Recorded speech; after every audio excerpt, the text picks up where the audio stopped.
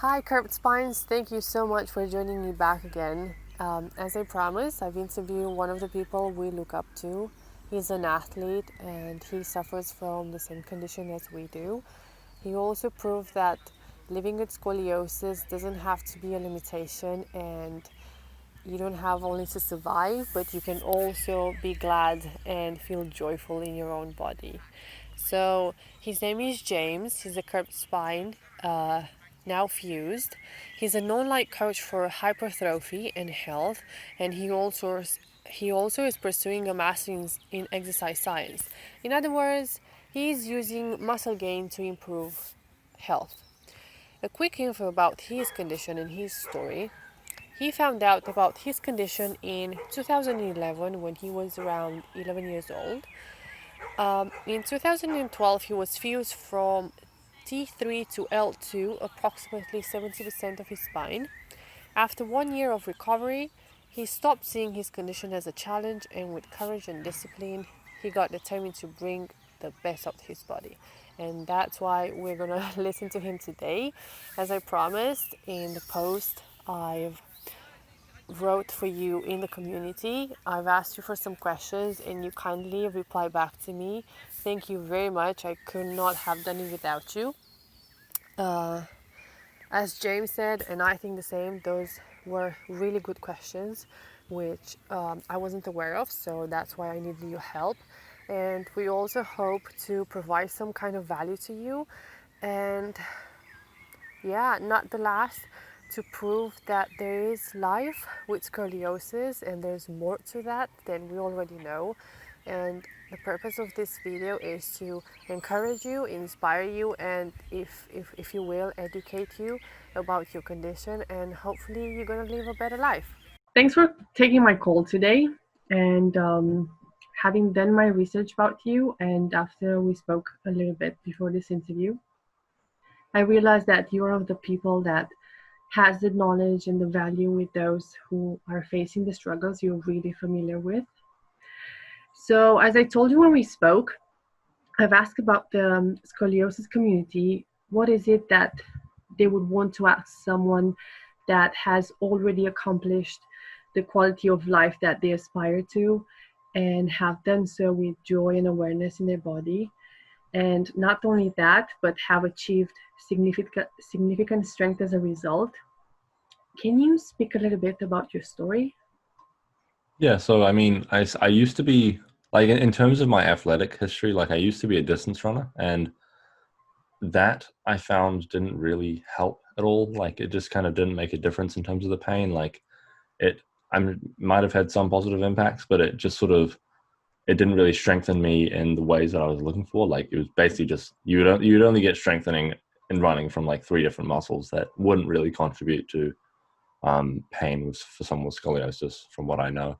Um, and then I started lifting weights a little bit, and I was mainly just lifting weights to either, I think at the time, like if my memory goes back, it's like I was either doing it for running performance or I was just doing it to get a little bit more muscle, just so I could look better.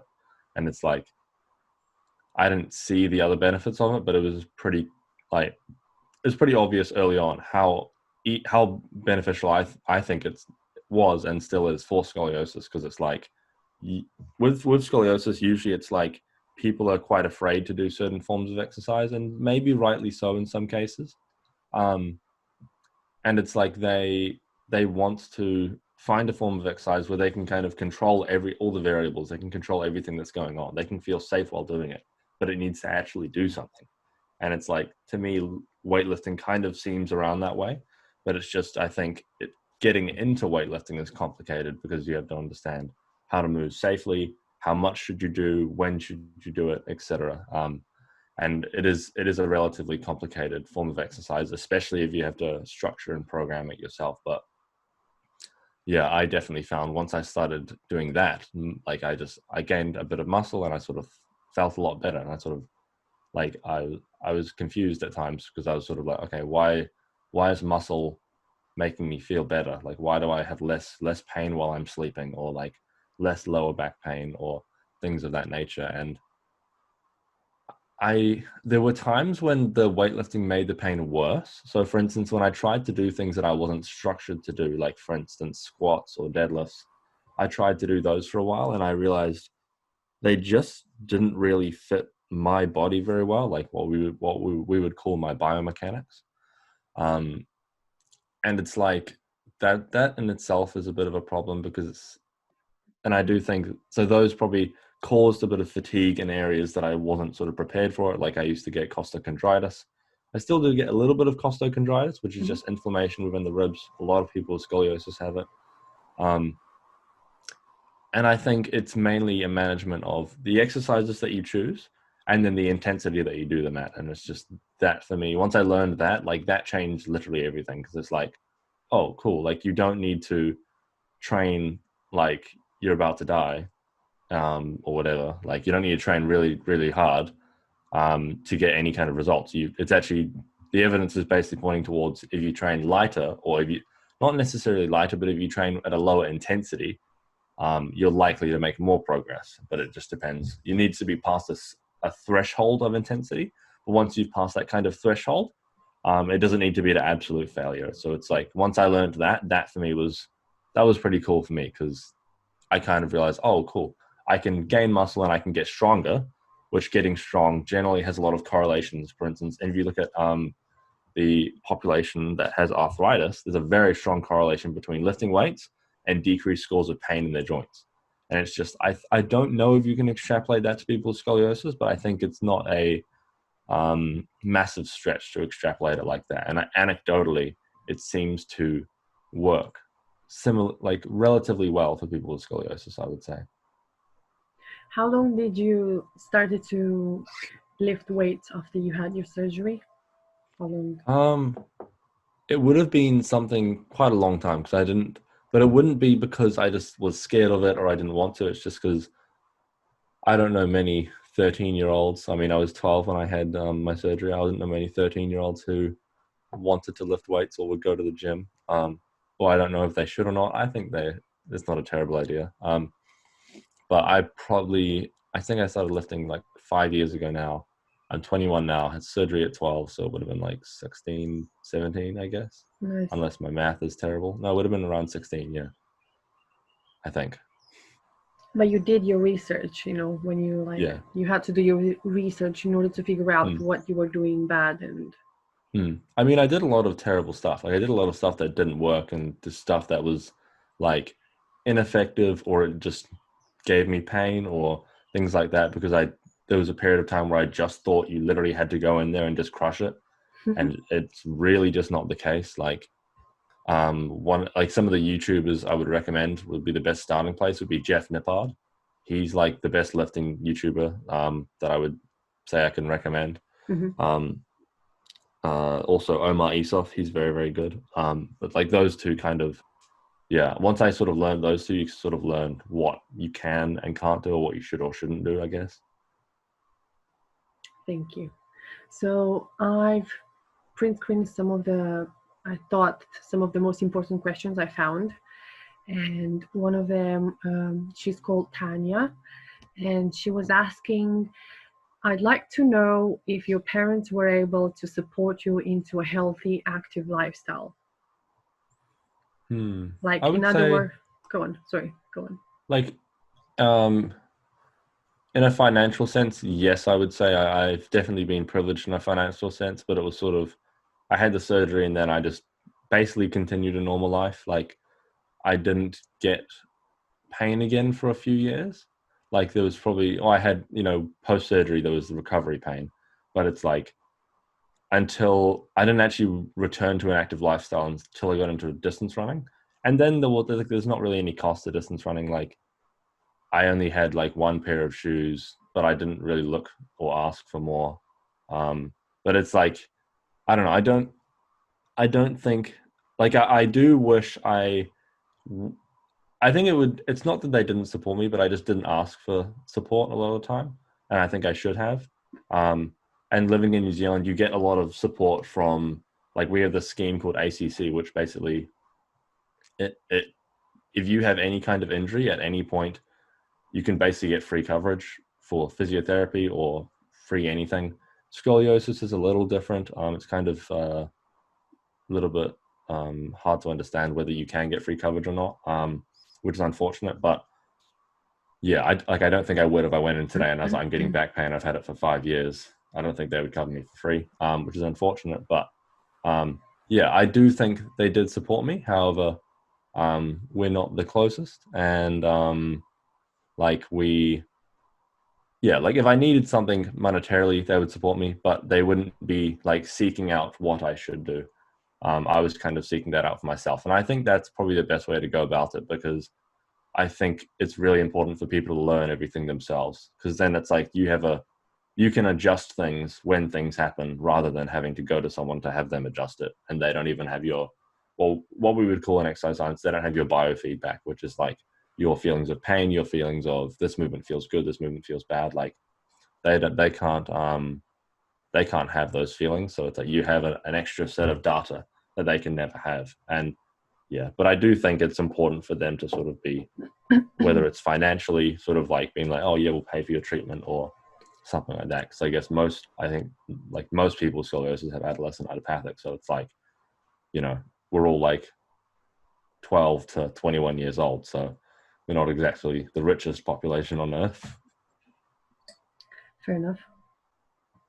She also would like to know how to better support her child and encourage her to do exercises.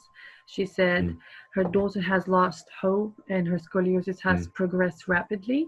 She has lost mobility and coordination, but doesn't want to do any kind of physical activity to try to help her. What would you say about that? Any thoughts? That's a hard one. That's a really hard one. Because I mean, I've never had a child. I'm 21, so yeah. But it's like that feeling of, I guess, helplessness. Like I would look into, see if there's any form of exercise that she's open to. If there's literally no form of exercise that she's open to, see if there's any form of physical therapy, that. I would also. It sounds as though like it's very. So one of the things that I found quite interesting is there's a very strong tie between depression and any long-term condition. Also obesity as well. They're like a triad. So if there's any, I don't know, there's obesity involved, which does lead to both long-term conditions and depression. But it's like depression, I would guess, there's no literature that I've seen, is very common among people with scoliosis, just because they have a long-term condition that causes chronic pain. Like, so that would be like, because I feel as though that would be the thing that's limiting the exercise, if that is the case. So like seeking help for that. Like I've been depressed. I cycle through depression probably once every year or so. I'll have like a bout of depression, and it's been constant for probably 5 years, and it's been severe, and it is frightening. But it's like you kind of like I've dealt with it, a lot of it myself, by like sometimes going to therapists, but it's like the best thing is like find a therapist. If you don't like that therapist, go to another one, like find another one. And like as the parent, probably the best thing you could do for them is like, sometimes they don't want you to be involved in like the actual conversation of why they're depressed, because a lot of the time they don't know. Like I have no clue why I get depressed. My life is amazing. I love my life. I have a passion for what I do, et cetera, et cetera. I love my friends. It's a confusing thing, but if that is the case, I would try and seek help through therapists, or you can seek help through other programs. But yeah, that's. Hi. I think I lost you for a second. Yeah. Sorry, I thought that interrupted your thoughts. No worries. Yeah, I think like the main thing would be to try and solve the depression, and that's medication's not the worst idea in the world. I haven't gone on medication yet because I don't know if it's just depression in my case. I think I was talking to my friend who's a psychologist the other day, and we think it might be something else, and that would be completely different medication. So it's a complicated problem, but a lot of the time there is a branch of depression which is more like, we have this thing called Maslow's hierarchy, which is basically outlining like the things that need to be in order for someone. Basically, you can simplify it to basically not being depressed or having a fulfilling life. So it's like if any of these things aren't in order, which could be like family life, activity, passion, etc., like then depression is pretty likely. So yeah, that would be the main thing I would try to solve in that situation, because just being like, hey, just exercise more, or trying to implement an exercise program, that's a useful treatment method for depression, but I would try and get an exercise professional to move in with that. And if you ever want recommendations on exercise professionals, I know probably the best in the industry. I have been blessed through what I do to be able to be connected with some very, very good practitioners. So yeah. Cool. Well, you're gonna give us all that information at the end of this, no? Yeah, Cool. sounds good. So we have Katie Jamieson. I think I'm pronouncing her name correct. She says, how does he know what adjustment to make and not progress his curves? All advice seems to be around what you cannot do. Weightlifting, for example, would help him with muscle weakness that can be caused by severe scoliosis. And in other words, how do you do weightlifting exercises without progressing your curvature? And have you made any adjustments? Yeah, so this is probably the question that I would know the least about, and I'd feel the least confident. So commenting on adjusting the curves, I feel 0% confident commenting on that, because my knowledge of the literature around that, and I think trying to guess is a terrible idea. So I'm just going to say I don't know. However, I also am doubtful whether lifting weights is going to progress someone's curve. So I don't think I wouldn't try.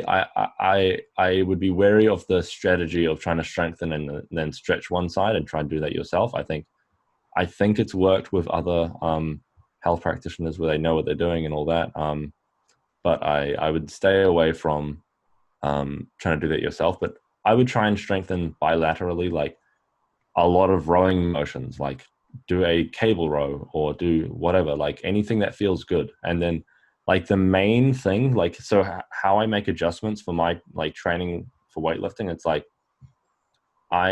so as a coach for hypertrophy or for gaining muscle, those are the same things. You kind of need to understand the variables that go, what we call variables in exercise science. Like you have volume, you have intensity, you have rate of perceived exertion, which measures intensity, and you have absolute intensity, which is just the weight on the bar. You have the number of reps, number of sets, which go into volume. And like you have to understand a few of these concepts of how you should adapt your training. A good place to learn that would be, this is quite advanced, but a good place to learn that would be the Muscle and Strength Pyramids by Dr. Eric Helms. I'm doing my master's thesis under him. He's like world renowned for weightlifting. Like, it's just like if you understand those principles, then you can make some adjustments. But what I would probably recommend more is get a coach. Like I can recommend a bunch of coaches now.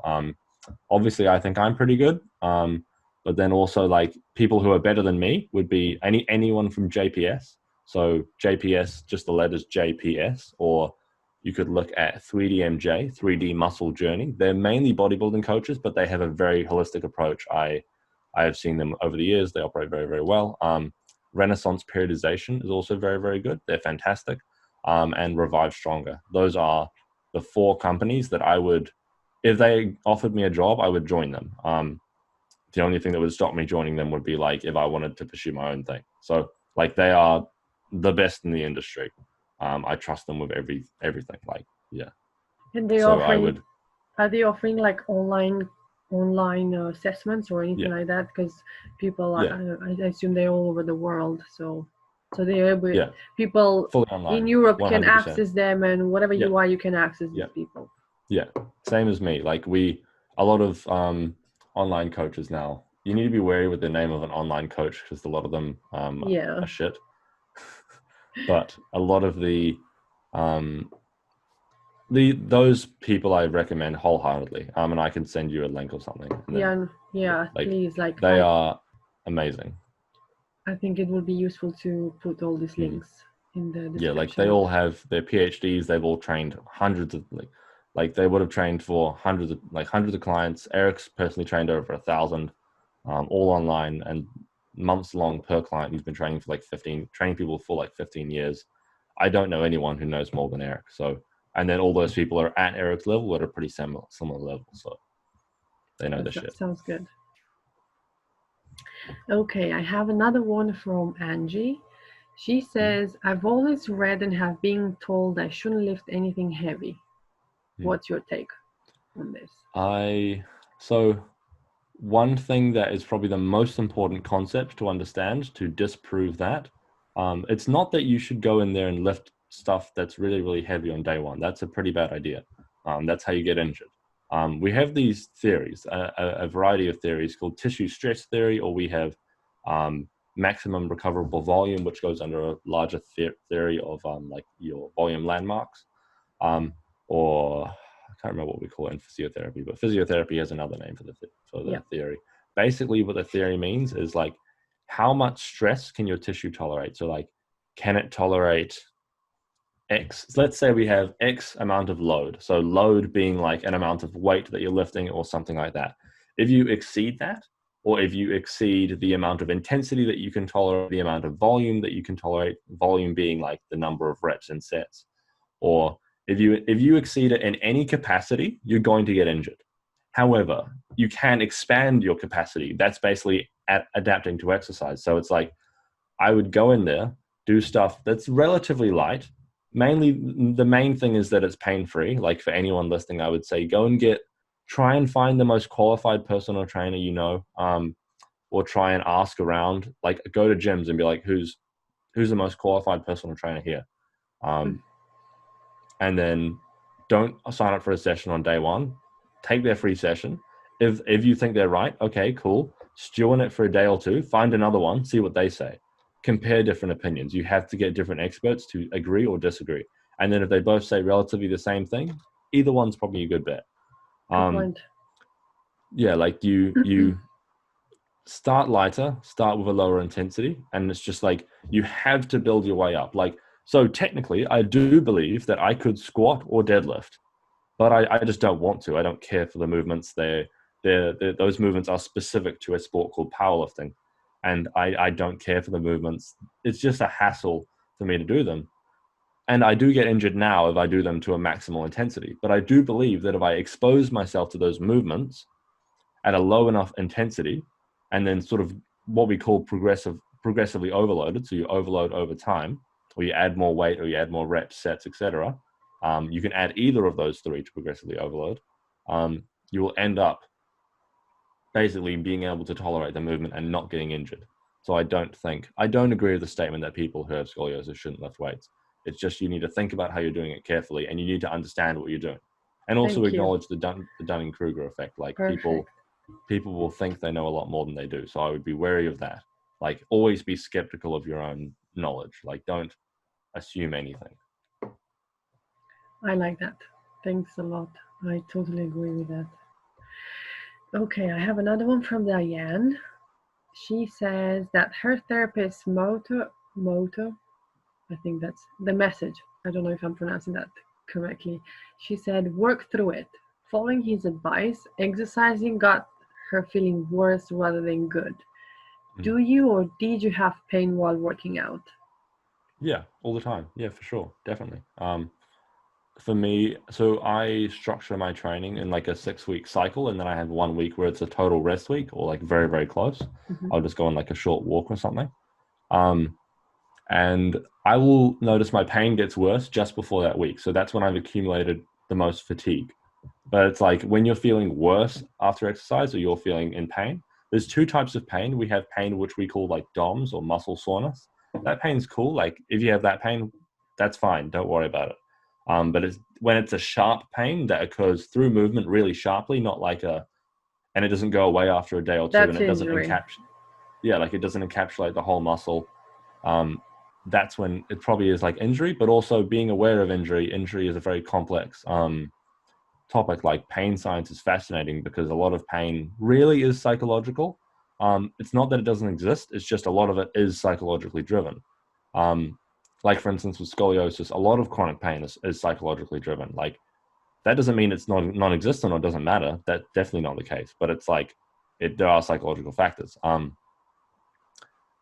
Yeah, it's I definitely get pain while exercising. I get it in my wrists. I get it in my tricep tendon because I have a tendonitis there, but that's something that I'm solving that's sort of separate to scoliosis in a way. And yeah, like you're going to get some pain. It just depends on the level. Like some is okay, but it's like if you're getting severe pain where you're limping after you're exercising, that's way too much. So it's you need to be mindful of how much pain is okay. And also, I find usually it's the kind of exercise that is the issue. Like, I don't recommend people with scoliosis like go and play rugby or like I personally I feel lucky because I don't like those kind of sports. I think they're boring. Um, but some people really do like sports like that. They do like rugby and they do like soccer. And I, it's not where you're going to cause adaptation that will make you feel less pain, but it might be a great place for you to express that adaptation and enjoy your life. But you need to work up to that. So like you need to do movements that are specific to soccer. So like that would be my recommendations there. But yeah, you're going to get pain, and I got pain when I started, but it's like that graded exposure. You want to expose yourself relatively slowly, I would say, if possible. That's like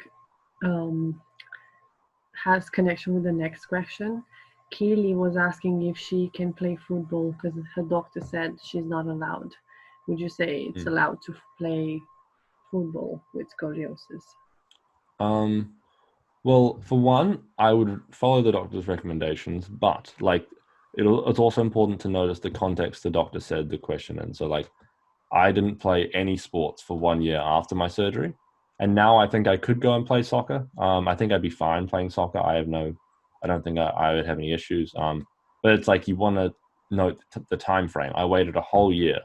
And then I think if I would go back now and do it the best I possibly could, I would go and do a bunch of body weight and like core exercises and just really build that up straight after, like once I was allowed to exercise. And really build those things up and then progress into a sport like that if that's what I wanted to do. Because when you're in a sport, you're taking things to maximal intensity. And it's like that's just how sports work. You're going to have periods of maximal intensity. And that's the inherently dangerous part. It's not soccer. There's nothing inherently dangerous about soccer. It's just the fact that soccer is dangerous because you go to maximal intensity, which isn't a bad thing, but it just needs to be managed in a way, I guess. Like it's not something where you can just, I wouldn't go in day one and play a full game of soccer. Like that's why we have training. It needs to be a graded exposure. But people like I would go into the gym first, and then you can, if you do it, you can tone down your gym work after a while, or not go at all, or just do some bodyweight stuff at home or whatever, and then you can start playing soccer. Like that's if you are going to do it. I would ask your doctor though, and like get him to work with you, or like work with a physiotherapist. Like some health professionals are shit. Like that's just how it is. I used to be a podiatrist, and you see, like in my class, there were A-level students who really knew what they were doing, like, and then there were some students where I wouldn't refer to them if they were the last podiatrist on the planet. Like, there's some terrible health professionals and there's some really good ones. So it's like, I'm not saying your doctor's bad, but I would just be mindful if he is like, nah, no soccer, no soccer, no soccer. Try other health professionals. If they agree with him, I would follow their advice. But if they don't agree, maybe follow their advice and see what their plan is. Cool. Sarah wants to know if you're following any particular diet.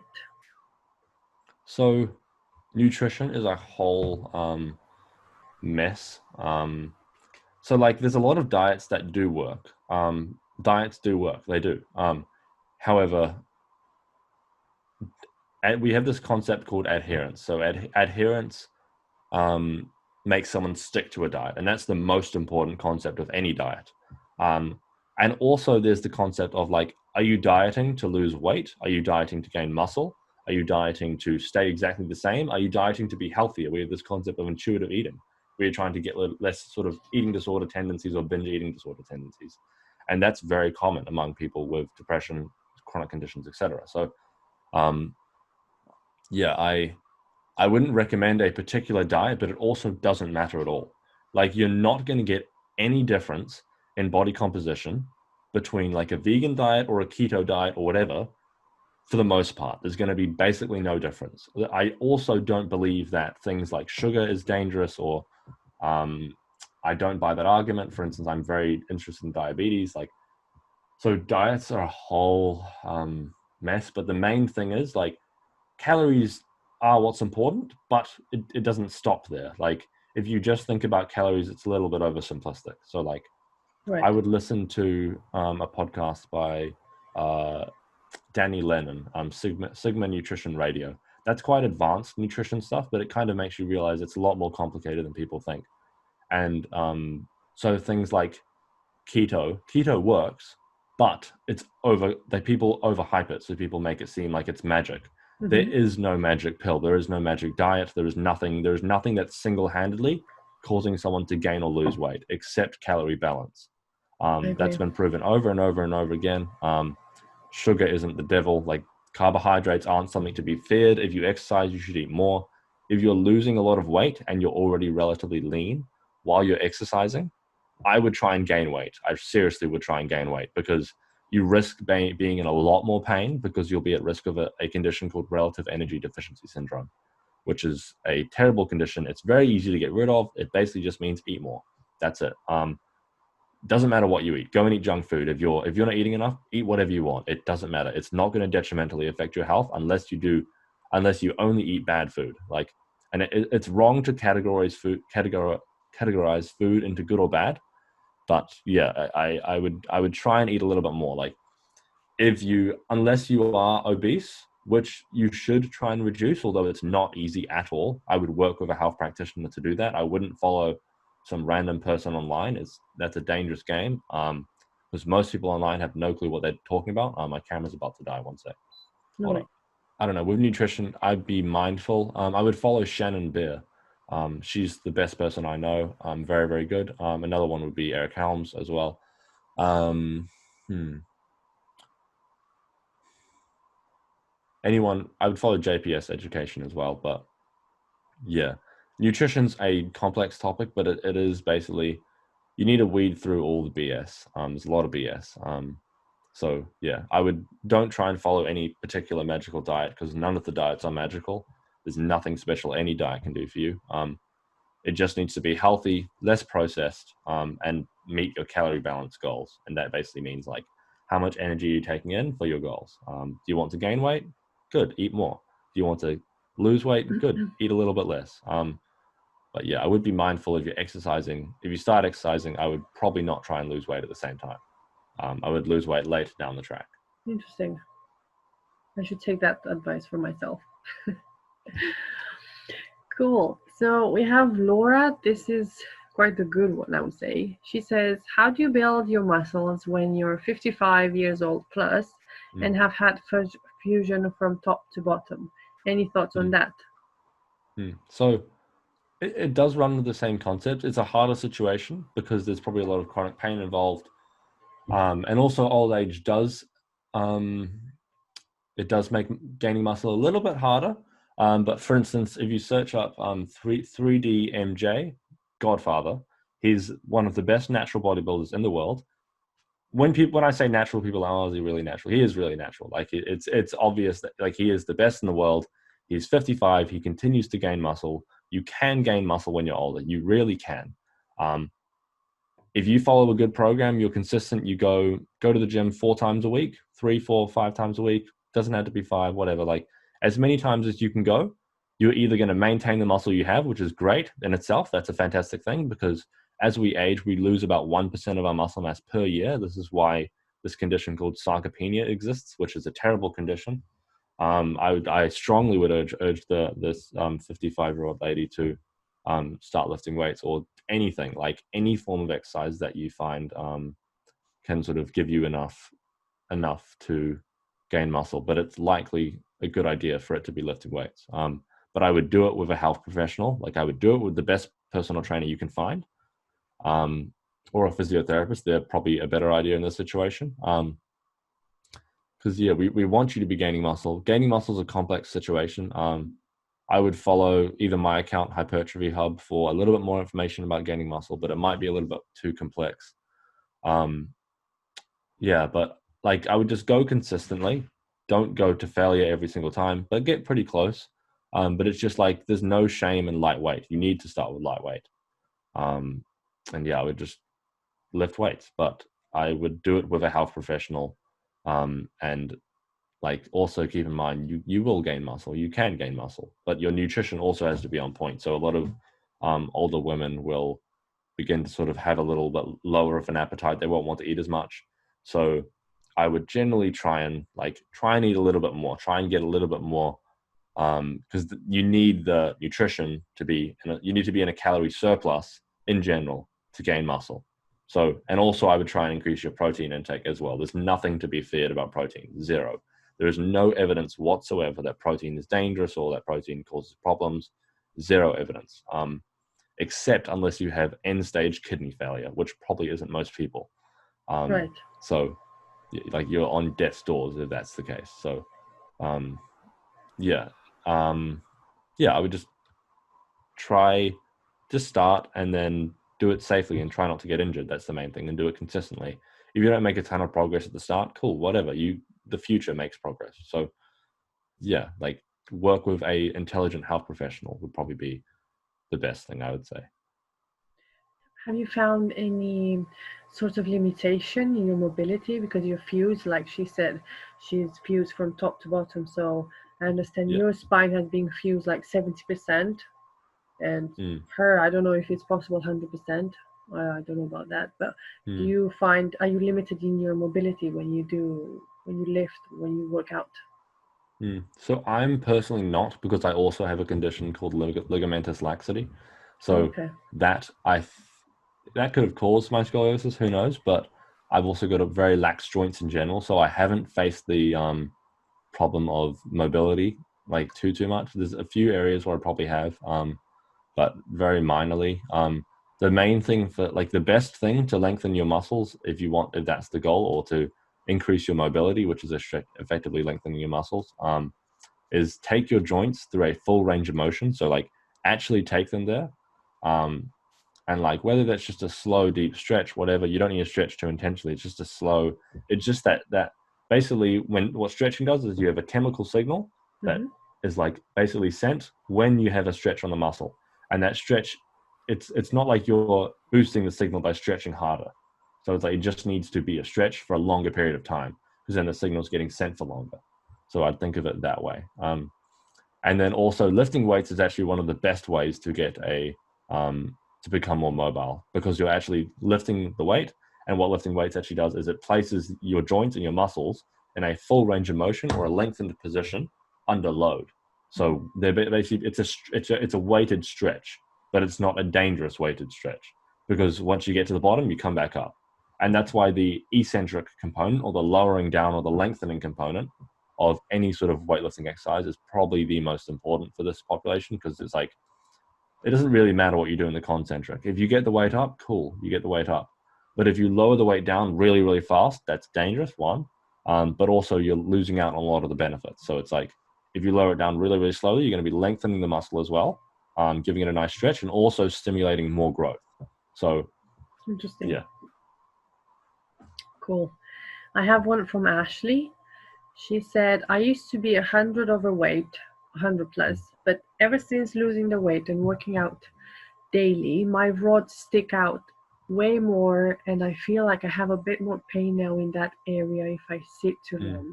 I would be interested to hear how to manage all that and be active. I still work out, just in pain sometimes.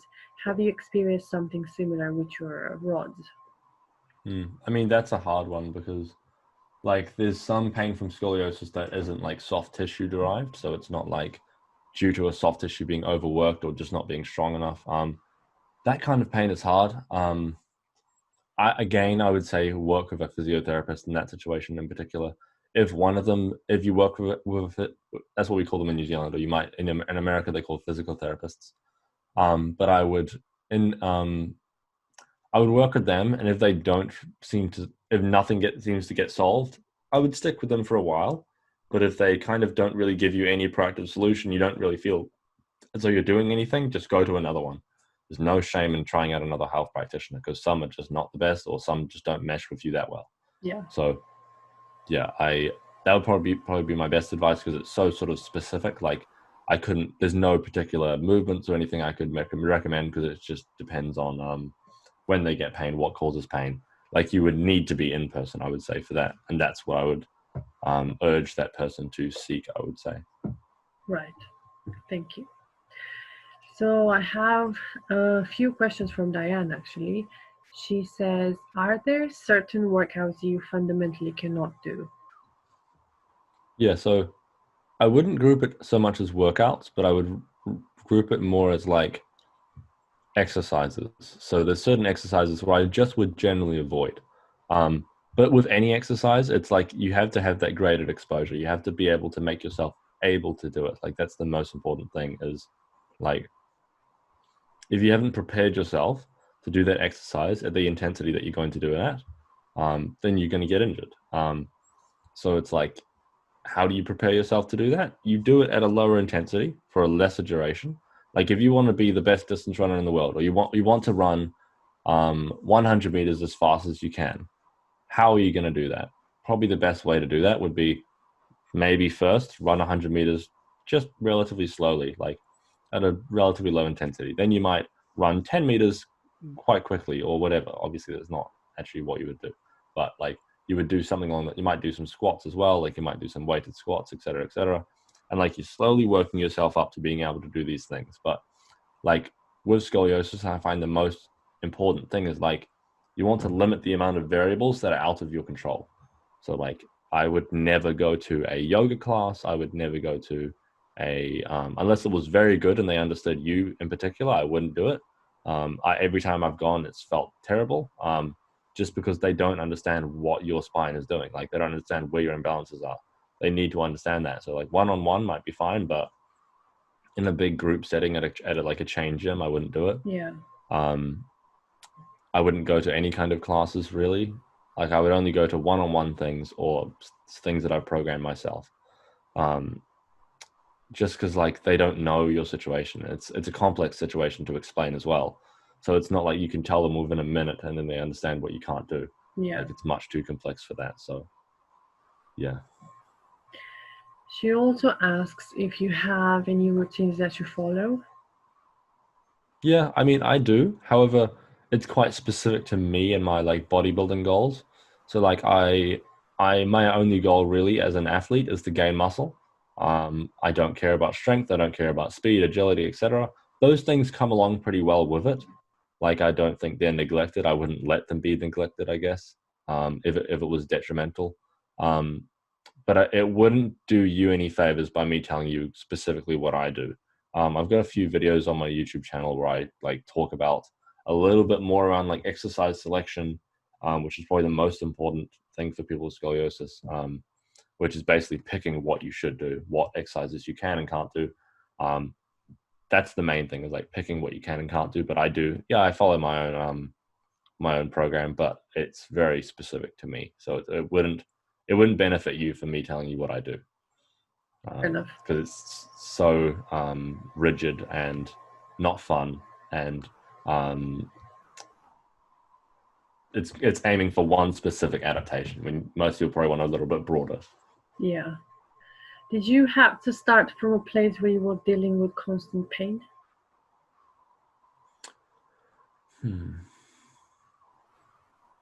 I mean, considering I took so long off before I actually started exercising properly, like I didn't exercise for maybe, I guess it was, I don't know when I got into distance running properly, but I sort of ran on and off. I didn't really train until like my last year in high school, which was year 13, I guess, which I would have been 16, 17, 18 maybe, something along those lines. And it's like during that time, I was also weightlifting. And I mean, I was just doing too much. And yeah, but I deal with pretty constant pain now. Like when I sleep, I still get pretty constant pain. That's the most annoying, I would say. Sometimes I'll be sitting in my chair, like this chair, and I'll just be sitting there, and then something happens to my back, and I just have to go lie down for the rest of the day. Like that shit happens, and it's like, what can you do? Like, I really like stoicism because I actually have a tattoo related to stoicism, which is basically like, it's basically like the whole idea of stoicism is it's like a philosophy. It's basically like, what can you control, what can't you control, and then you move from there. It's like if you can't control it, cool, don't worry about it. Like it's not something you need to stress about. Yeah. Yeah, I definitely get pain all the time, but it's the degree that you can get rid of it you can get rid of a lot of it, but yeah, it's tough.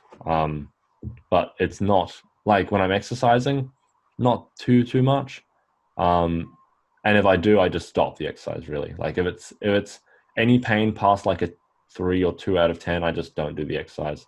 Um, whether it's soft tissue or bone or ligamentous structure or like a ligament, I generally tend to just like stop if there's a little bit of pain during it. There's going to be like a lactic acid pain, but that's a whole different kind of Yeah, feeling. exactly. Yeah. But would you agree that if you wouldn't exercise, the pain would be even greater? Yeah, I would say likely. Well, it'll be likely greater when you're not like the time you're not exercising will be. I think it's significantly lessened, and that's what the research says about arthritis. But I don't know if you can extrapolate that to scoliosis. I would like to do research in people with scoliosis in the future on that topic, but that's a while away because I still haven't finished my master's. But yeah, I do think it would be lessened. I think it's a pretty good idea to exercise. I think it doesn't matter what it is, even if it's really really basic, whatever. Like just do anything. Like anything is better than nothing. Just do 1 minute of planks once a day, whatever. Like Yeah. or 1 minute of I don't know anything. Like it doesn't matter. As long as you're doing something, getting some kind of muscular contraction that challenges you.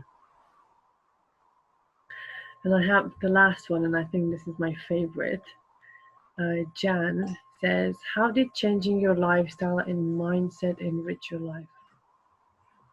Well, it basically freed me in a lot of ways. Like I I was pretty scared of not dying at an early age, but like being crippled at an early age. And I think a lot of us probably feel that like True.